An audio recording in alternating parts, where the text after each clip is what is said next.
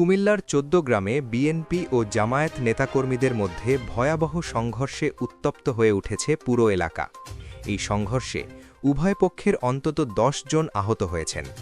খবর পেয়ে পুলিশ ও সেনাবাহিনী ঘটনাস্থলে পৌঁছে পরিস্থিতি নিয়ন্ত্রণে আনে।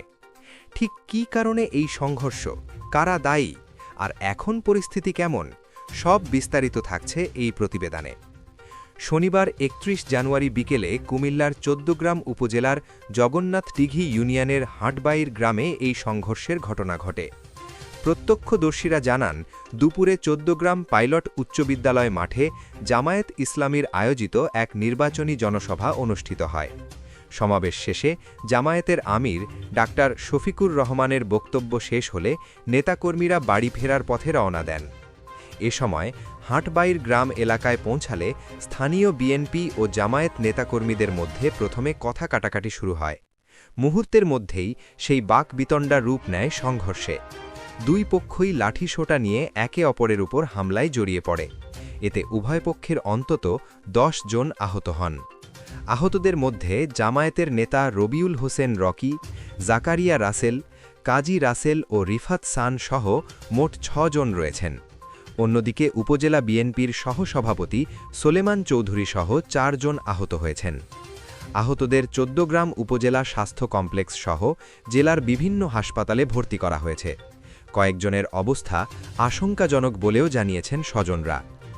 ১৪ গ্রাম উপজেলা জামায়াতের সেক্রেটারি মু বেলাল হোসেন অভিযোগ করে বলেন, সমাবেশ শেষে ফেরার পথে বিএনপির কয়েকজন নেতার নেতৃত্বে তাদের কর্মীদের ওপর হামলা চালানো হয়।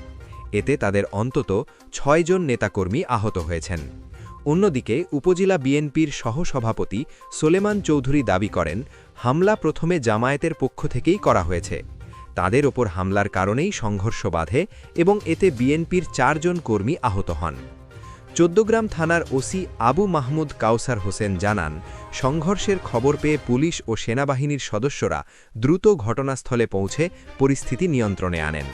বর্তমানে এলাকা শান্ত রয়েছে।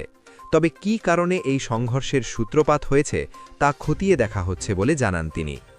সব মিলিয়ে নির্বাচনের আগে কুমিল্লার ১৪ গ্রামে এই সংঘর্ষ নতুন করে উদ্বেগ তৈরি করেছে স্থানীয়দের মধ্যে। পরিস্থিতি এখন শান্ত থাকলেও প্রশাসন বিষয়টি নজরদারিতে রেখেছে।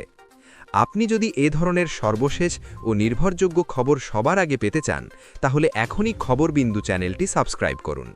ভিডিওটি ভালো লাগলে লাইক দিন আর এই ঘটনা নিয়ে আপনার মতামত কমেন্টে জানাতে ভুলবেন না।